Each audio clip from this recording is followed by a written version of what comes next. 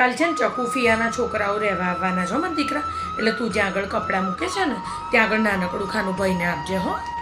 ઓ ભાણા ભાઈ ઉઠો, 9:30 થઈ ગયા મારા દીકરા. સ્કૂલ જાય તો કેટલો વહેલો ઉઠી જાય મારો દીકરો.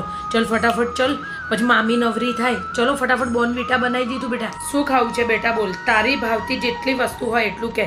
જો મામા મસ્ત મજાનો રસ્તો લઈ આવ્યા છે. હવે બીજું તાર શું ખાવું છે? શેનું શાક ખાવું છે? ફુલાવરનું શાક ભાવે છે બેટા? કોબીનું બનાવ બેટા. જમવાના ટાઈમે જમી લેવા.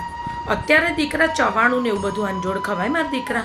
ના ખવાય. એટલે અત્યારે તું જમી લે અને પછી બપોરના નાસ્તામાં છે ને તને મસ્ત મજાની છે ને પેલી સેવપૂરી ભાવે છે ને તને, હે ને? ચકુબેન મને કહેતા હતા હો બેટા. તો તાર માટે સરસ મજાની આપણે સેવપૂરી લઈ આવશું. શું જોઈએ છે ભાણા?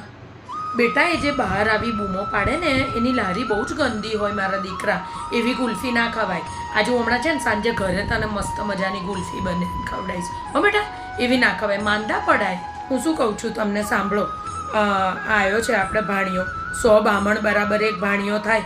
અને વેકેશન સિવાય ક્યાંય આવતો નથી આપણા ઘેરા દીકરો, બરાબર? તો આપણે ધ્રુવના કપડાં લેવા જઈએ છીએ ને તો એના 2-3 જોડી લેવાના છે. બેટા રૂમની બહાર જાઓ ને એટલે એસી બંધ કરી દેવાનું. શું કીધું? નહીં તો છે ને મામાના પંખામાં ઊંઘવાનું વેત નહીં રહે. હવે આજે તને બહાર લઈ જઈને પાઉંભાજી ખવડાવ્યું ને એટલે હવે કાલ બહાર ખાવા નથી જવાનું હો બેટા. હવે કાલે સાંજે વઘારેલી ખીચડી અને મસ્ત કઢી જ ખાવાની છે. એટલું બધું મારીશ ને હું તને. એ છોકરો 2 દિવસ માટે રહેવા માટે આવ્યો છે. કેમ તારી વસ્તુઓ નથી આપતો તું એને? બેટા કોઈ બી વસ્તુ વહેંચીને ખાવાની, બેનને આપો એવું ના ચાલે બેટા. એકલા ખાવાની વાત જ નહીં કરવાની. દરેક વસ્તુ જીવનમાં વહેંચીને ખાવાની બેટા. ચલો ફટાફટ તૈયાર થઈ જાઓ. આજે મામા જલ્દી આવે છે ઘરે. આપણે જવાનું છે પહેલાં પિક્ચર જોવા. ત્યાં મસ્ત મજાની પોપકોર્ન ખાઈશું અને પછી બહાર મમ કરી ઘરે પાછા આવશું. ચલો બેટા ચલો ફટાફટ તૈયાર થઈ જાઓ. હવે ફરી પાછો ક્યારે રહેવા આવીશ દીકા? વેકેશન વગર બી મામાના ઘરે અવાય. ભાણિયાઓનો તો પહેલો હક લાગે હે મારા દીકરા. અમારા ઘરે ભાણિયા ક્યાંથી હે બેટા? એટલે કોઈ વાર સ્કૂલ જવાનું મન ના થાય ને તો આગલા દિવસે મમ્મીને કહેવાનું અહીંયા આગળ મૂકી જાય. બીજું કશું લેવું છે બેટા?